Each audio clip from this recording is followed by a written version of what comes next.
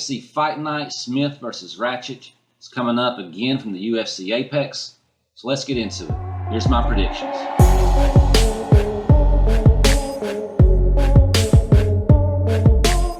The main card opens up with Magomed Ankalaev versus Hyeon Cutelaba. We're supposed to get this fight, this rematch, back at 252, but of course Cutelaba tested positive for COVID. So now we're going to get it this weekend. I'm very excited about it. This should be a great fight. This is a fight worthy of a main card spot on any pay-per-view. It's worthy of a co-main on pretty much any fight night. So I'm very much looking forward to it. I like both of these fighters. I like them both a lot. They're both great strikers. Ankalaev has 8 of his 14 wins by KO, and Cutelaba has 12 of his 15 wins by KO. So this should be a stand-up war. It shouldn't hit the ground very much. Ankalaev's other 6 wins are by decision, so probably not a whole lot of submission threats going to be going on here. This is in the smaller octagon, which should favor the brawler in Cutelaba. Ankalaev is a lot more reliant on his footwork, on his distance, and even on his gas tank. I don't always think that the smaller cage plays into a fight much, but I think that with Cutelaba being so chaotic, so powerful, and such a fast starter, I really think it's going to play into this one some. Ankalaev, he does have a great record with only 1 loss on it, and that comes to Paul Craig, where Cutelaba's record is a lot more spotted with losses, of course. But those losses have come to great fighters like Glover Teixeira and Jerry Cannonier, which we can probably all agree that those two are more difficult fights than Paul Craig. While we're on that Paul Craig fight, Ankalaev did beat him up for the most part of the fight until Craig sank in that arm triangle choke right there at the very end of the fight. But Craig had his moments on the feet, and he's not really the best stand-up fighter. His strengths are obviously in his submissions. But I would imagine that if Cutelaba and Paul Craig were to fight, it'd be a very different fight that Cutelaba would most likely finish. But then again, that is just MMA math, and that's more of a talking point than a real thing. So that's not to say that I think that Cutelaba is the better striker than Ankalaev, but all things considered, I think that Cutelaba is just got the right equation to get it done this week, and I'm going to go Cutelaba.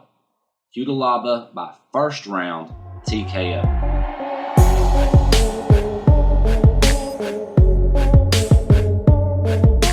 The second fight on the main card is between Ricardo Lamas and Bill Algeo. It's supposed to be Ryan Hall, which is a bummer because I really like Ryan Hall, but I haven't really researched it. But for one reason or another, Ryan Hall is out and Bill Algeo's in. Now, I don't know much about Bill Algeo, including how to say his last name. I'm just guessing. I don't know much about him, but I do know that he's making his UFC debut, and I know that he lost by decision on the Contender series last year, I think. And if memory serves correct, the winner of that fight did not get awarded the contract, if that says anything to you. I do know Lamas, though. I've been watching this guy for over 10 years, all the way back to the WEC days. I've always been a fan of him. He is getting pretty old, though. He's 38 years old now, and he's lost 3 of his last 4, so this may be a real good fight for him to get back on track. In his prime, Lamas is a great fighter. In his prime, his losses were against dudes like Max Holloway, Jose Aldo, Chad Mendez, and more recently, his losses have been against dudes like Josh Emmett and Calvin Kattar, who, they're both still quality fighters. He's beaten guys like Charles Oliveira, Diego Sanchez, Cub Swanson. So he knows what it's like to be in there on the big show with some of the best guys in the world. I mean, he's been doing it his whole career. Algeo, based on his Tapology resume, like I said, I had to look him up. He appears to have mainly fought a lot of no-names. I only recognize 2 names on that list, and that's Jared Gooden and Shane Burgos, and he lost to both of those guys. So my guess is that he's going to lose to Lamas too. I'm kind of just taking a shot in the dark, but let's say Ricardo Lamas by guillotine choke.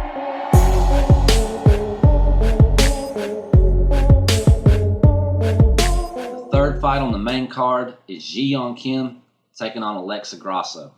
Now, Grosso is moving up from strawweight to flyweight. Strawweight is just a better division. We've seen girls in the past have success when moving up, most recently Cynthia Cavillo, who was not even a top 10 contender at strawweight. She moves up to flyweight, beats up Jessica I for a 5-round fight, and is now the number 2 contender there. So I'm thinking Grosso's looking to do something similar. Kim is 9-2-2. Grosso is 11-3. So it's a pretty comparable record. But Grosso's resume just looks a whole lot better. Grosso's last 5 opponents are all pretty big names, where Kim's are just pretty much unknowns. Her biggest name coming to Valentina's sister, Antonina. That said, Grosso is 2-3 in those last 5 fights, but I really think she's going to get back on track this time. Grosso is the much shorter fighter, but she has shown some pretty good grappling in the past.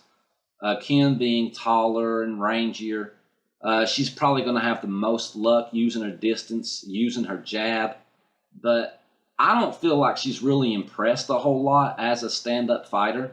Grosso's a younger fighter, but she also has more legit experience. She has 6 UFC fights to Kim's 5, but before that, Grosso competed in Invicta for several fights where Kim was pretty much just on the local circuit of South Korea and Japan.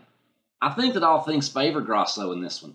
And of their combined 20 wins, 11 have been decisions, so I kind of look for more of the same. I'm picking Aleksandar Grosso by unanimous decision.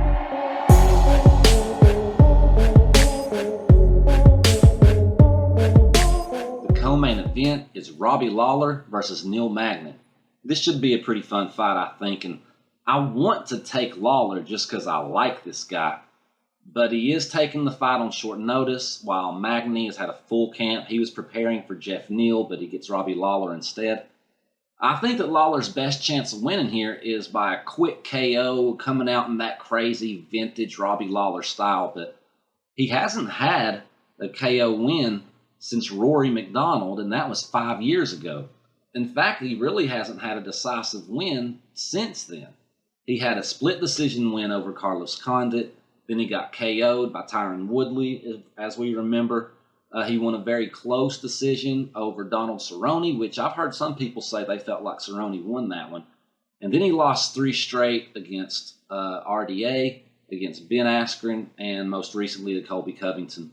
At 38, Robbie has gotten pretty old. He's slowed down a little bit. He's a lot more injury prone. He's had several surgeries on that knee of his. And Magny has shown that he can go 3 hard rounds at a very fast pace. He's shown he can go 5 rounds at that pace.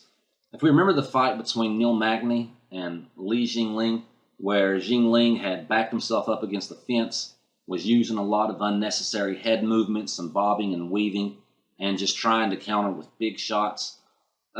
He was really doing his best Robbie Lawler impression. Of course, Magny was able to win that decision. I think we're going to see a similar result. I think we'll see Neil Magny using the distance, using this jab, using those leg kicks.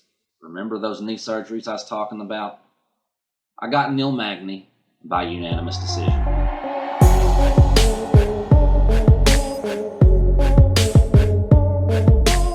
The main event is Anthony Lionheart-Smith versus Aleksandar Rakic. I think this is the right fight at the right time for Rakic. First of all, it's a 3-round fight, not a 5-round fight. I think a 5-round fight might have a different result. Smith is obviously a very difficult fighter to finish. We remember that last one against Teixeira where he's absolutely annihilated for 15, 17 minutes before the referee finally called it, which is the second point. That fight was only 3 months ago. Smith got the brakes beat off of him to the point where his teeth were falling out. 3 months ago. Rakic's last fight was back in December. He's had plenty of time to heal up, to recover, to train. But Anthony, dude, what are you trying to prove, man? We would all be okay if you wanted to take another 3 or 4 months off. Just go commentate or something, buddy. Let those teeth reset. There's no reason to take on another killer. Rakic, he is not, of his 12 wins, 9 of them or by KO. He's only got 2 losses. His last fight, of course, was a split decision loss to Oezdemir, whom I think he's going to learn a few things from that. His first loss was all the way back in his pro debut, so we can hardly even count that one. Rakic is tall and rangy. He's going to be the bigger fighter in there.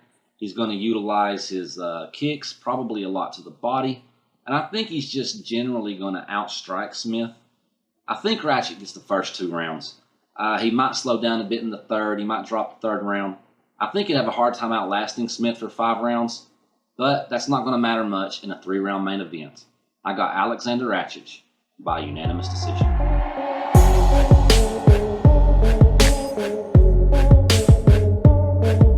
So those are my predictions for UFC Fight Night, Smith versus Rakic. We'll make a winners and losers afterwards, so just make sure you check that out.